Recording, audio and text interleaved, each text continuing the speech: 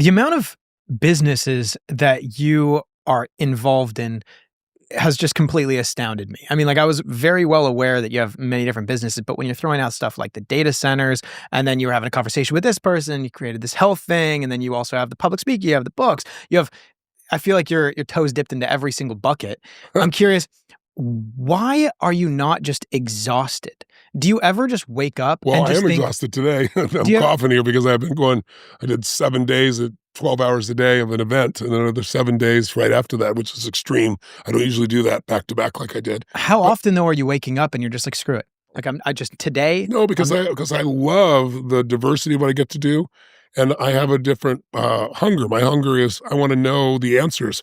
I get a phone call, if not every day, certainly every other day from somebody in their family's got Alzheimer's, somebody's got cancer, somebody's got, health problem, somebody's going through an economic challenge, somebody has got I mean, somebody called me last night, a dear friend of mine, he's like, "My friend, she's a very famous actress, she's in Switzerland right now, she says she's gonna kill herself," and I'm like, you know, it's 1:30 in the morning and I haven't slept, and I said, "Well, let me help out." So, I'm able to do that, but now I'm able to do it with other people too. I can leverage it to other people, which gives me a little base. But I love being involved in so many different things that are challenging, to be involved in everything to do with health, to be involved with, making movies. I don't just make movies to make movies. I don't know if you familiar with how bad it is when it comes to trafficking in this world, but my wife and I have saved over 70,000 children. I've actually gone out on these things where they put me in movie makeup with scars and negotiated with these guys. It was the ugliest thing I've ever done, the Is most that beautiful thing to see safe? these How kids how do saved. you ensure that your safety isn't at risk I had doing that? I have former CIA and FBI and SEAL Team 6 guys all around me. We had 35 of them. so explain, what is it And how do you exactly that yeah, you're and how do you infiltrate that with so many people looking out for you without tipping someone off? Well, I've only done that experience with them once. They do it all the time. We rehearsed everything. We had hidden cameras everywhere. We couldn't tell the police because the police are corrupt. So I talked to the prime minister. So we do have a certain amount of risk.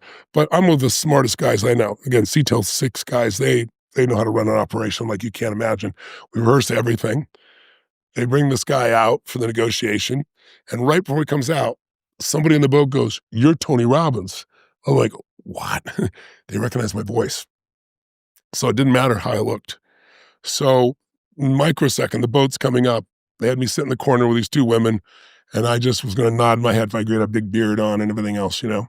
And we finished the negotiation. There was one of the madams there, I could sense she knew something was off, and, she had, like, spidey sense, I was watching her, she was processing it differently, and so they got 'em back on the boat, and they go in, and now they're supposed to capture them, and the special forces are supposed to come in, and they didn't show up. And so we're all freaking out. And then, sure enough, the last minute they show up, surround them, capture all these guys. We captured, I think at the time we freed, I think it was 48 kids, and we locked up about 11 of these madams. But then we had to get the hell out of there because the police are coming, and you know we're not qualified to be there. Plus, they can be corrupt as well. So we took a speedboat and got out of the place and went out there. How do So I you got to direct experience. But I have a friend that went through my seminars, and then he's an AI guy, a machine learning guy, and he went to Indonesia and set up shop in this old hotel. He was so moved by what we were doing, and he's the one that I fund the most now. And his name's Om. He just brought about 15 of these girls here that they freed. They went through a 7-day seminar I do called Date with Destiny. I do it once a year. And these kids are so turned around. You can imagine it's not just rescuing them after that kind of trauma, getting them to have a human life again, getting them to trust human beings. That's a whole nother piece. So we use all my tools to help them with that. He rescues them. But I just got one of my friends to give him $10 million as another, big chunk to help how him do you do it. process that though? To see that You don't, firsthand you and then don't, you you go never home. process it. You will never forget it as long as you live. It's like I said, it's the ugliest thing in the world. It's the most beautiful. We flew all the kids here. I'm fortunate enough to have a large plane, a 737. So we flew all the girls here after we freed them as the first spot they landed. And they're out on the ocean here. They came down here and bowling and playing basketball, and they got to be kids again. Seeing them when they're free is a whole different game than anything you can imagine. And it makes all of it worthwhile. Plus, no one wants to talk about it because it's the ugliest thing you can talk about. So that's why, we did The Sound of Freedom. I don't know if you saw that film. I executive produced that film so we could tell it through a story because it's such a big deal. If you follow one child's life, and it was a true story, You get it. Like war is too big. You can't process war, right? But you can process one child going through war. So we did that, and we beat Disney's number one, show coming out in July 4th, 2 years ago. And then I just did another film, and I'm now starting a studio with a group of friends of mine that's all about kind of hero films, the films that we've lost, the hero's journey films that show that life is hell, and here's how you break through it, and here's how you eventually conquer it.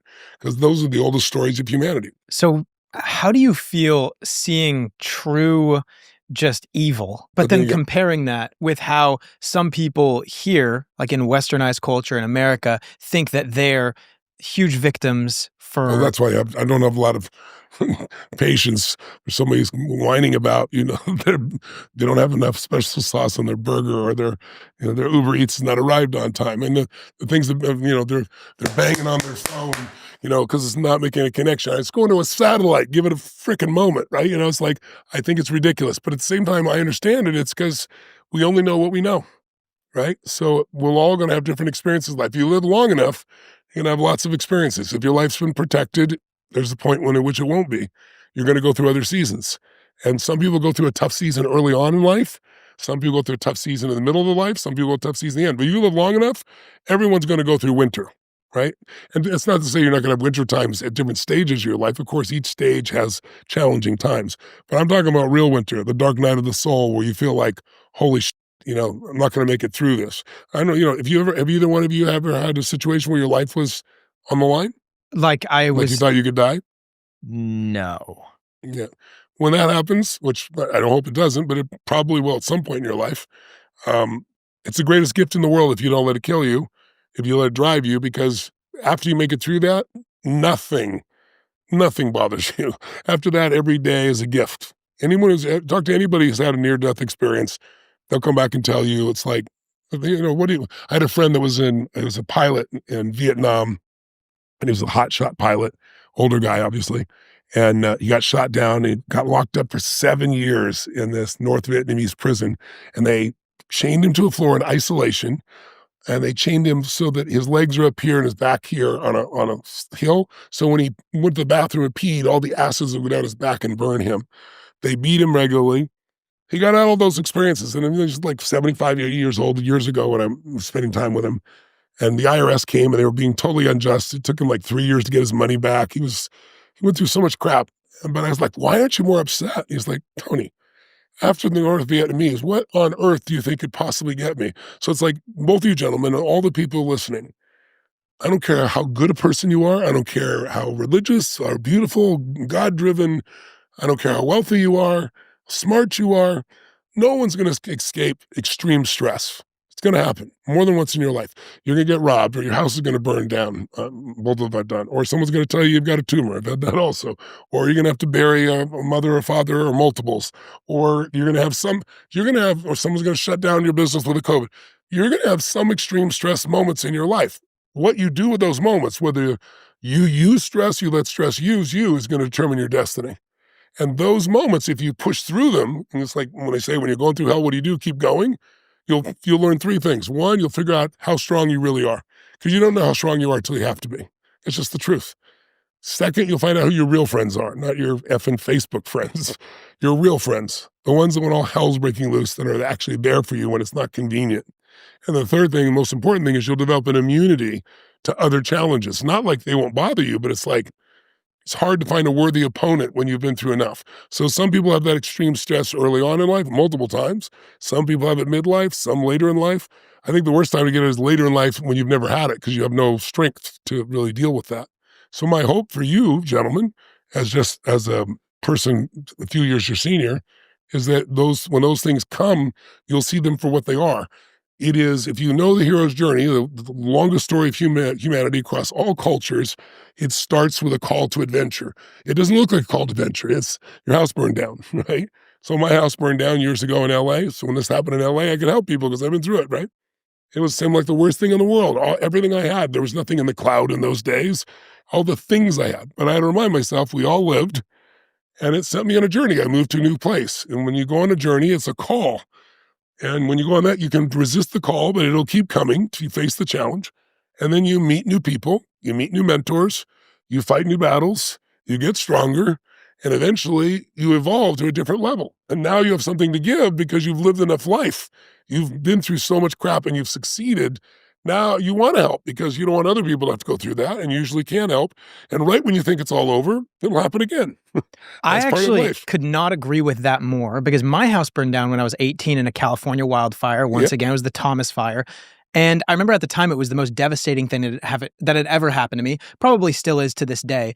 But I actually think of it as a good thing. Granted, it took a couple of years to really develop it, but I Yes. truly believe it to my core that now a lot of the hardships that I go through on a day-to-day basis become so trivial to me Yes. because I know what it was like to not even have a home after I'd Yes. grown up with a home for 18 years of my life. Yes. And it makes everything so just a non-issue.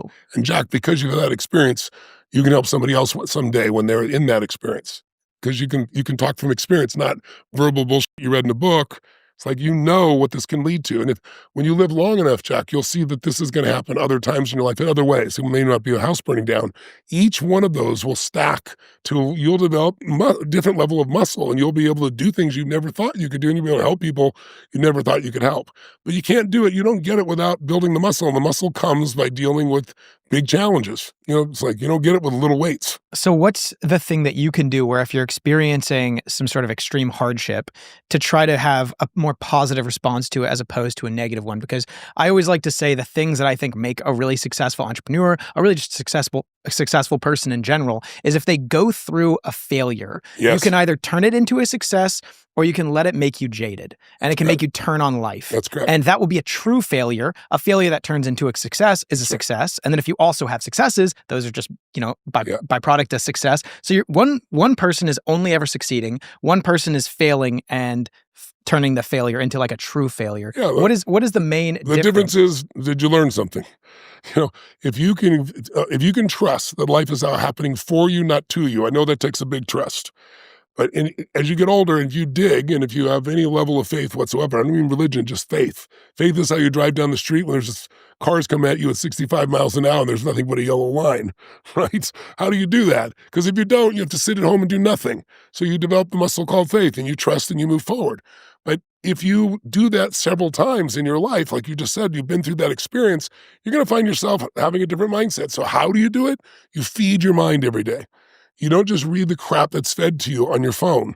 You don't just read what everybody gives you. You pursue really great ideas. Great ideas, great strategies don't interrupt you. They got to pursue them. And I look at them in my body, my mind, my emotions, my relationships, my finances, and the spiritual realm of life. Those 6 areas and then running businesses are the 7 core areas that I look at. And I'm constantly learning in all of them, which is also why I love doing so many different businesses because they make demands in each of those areas. And that's why I can help so many people because I've operated in so many different areas that matters. Because if you think about life, there aren't that many areas that matter. Most people major in minor things. They know lots about something that doesn't give a damn. It doesn't change your life.